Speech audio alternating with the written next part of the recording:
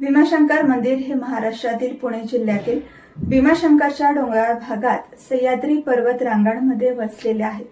हे 12ही ज्योतिर्लिंगांपैकी एक मानले जाते. भीमाशंकर मंदिरात असलेल्या एका विशिष्ट घंटेला ऐतिहासिकदृष्ट्या फार महत्त्व आहे.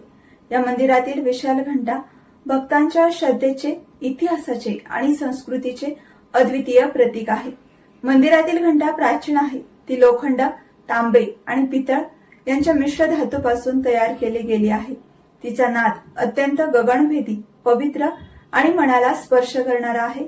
इसवी सन 1739 मध्ये मराठ्यांनी वसई किल्ला पोर्तुगीजांकडून जिंकला. त्या विजयाच्या निमित्ताने चिमाजी आप्पा यांनी वसई व आसपासच्या पोर्तुगीज चर्चांमधील मोठ्या घंटा काढून त्या महाराष्ट्रातील महत्वाच्या शिवमंदिरांना अर्पण केला. त्याच दरम्यान एक विशाल पोर्तुगीज घंटा भीमाशंकर मंदिरात अर्पण करण्यात आली. घंटेवर काही ठिकाणी लॅटिन किंवा पोर्तुगीज भाषेतील अक्षरे कोरलेली दिसतात. हे त्या काळातील पारतंत्र्य आणि धार्मिक संघर्षाचे एक ऐतिहासिक पुरावे मानले जातात. याची शैली पोर्तुगीज गॉथिक कला चर्च घंटेसारखे डिझाईन आहे. भीमाशंकर मंदिरातील घंटा वाजण्यामागे एक धार्मिक भाव आहे. घंटेचा नाद म्हणजे ओमचा प्रतिध्वनी आहे असे मानले जाते. मंदिरात प्रवेश करताना भक्त घंटा वाजवतात, जेणेकरून मन एकाग्र होईल, नकारात्मक ऊर्जा दूर होईल आणि देवाचे स्मरण होईल. हिंदू परंपरेनुसार मंदिरात प्रवेश करताना घंटा वाजवणे ही प्राचीन परंपरा आहे. भीमाशंकर मध्ये घंटा विशेष महत्वाची मानली जाते, कारण ती शिवलिंगासमोर लावलेली आहे. तिचा नाद शिवपूजेसाठी अनुकूल वातावरण निर्माण करतो.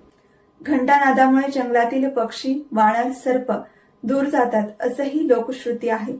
मंदिरात एकाहून अधिक लहान मोठ्या घंटा आहेत, परंतु मुख्य घंटा ही सर्वात अधिक प्रसिद्ध आहे. भाविक आपल्या नवसाची पूर्तता झाल्यावर तांब्याची किंवा पितळेची घंटा अर्पण करतात. त्यामुळे मंदिरात वेगवेगळ्या आकारांच्या आणि धातूंच्या अनेक घंटा आढळतात. यात्रेच्या काळात या घंटांचा एकत्रित निनाद हे संपूर्ण परिसरातील भक्तिमय वातावरण निर्माण करतो. भीमाशंकर मंदिरातील घंटा ही केवळ एक धातूची वस्तू नसून ती एक धार्मिक, ऐतिहासिक आणि सांस्कृतिक प्रतीक आहे. तिचा इतिहास गोव्यातील पोर्तुगीज प्रभावापर्यंत पोहोचतो, तर ध्वनी भक्तांच्या अंतःकरणापर्यंत पोहोचतो. ही घंटा मंदिराच्या आध्यात्मिक ऊर्जेचा एक अविभाज्य भाग मानली जाते.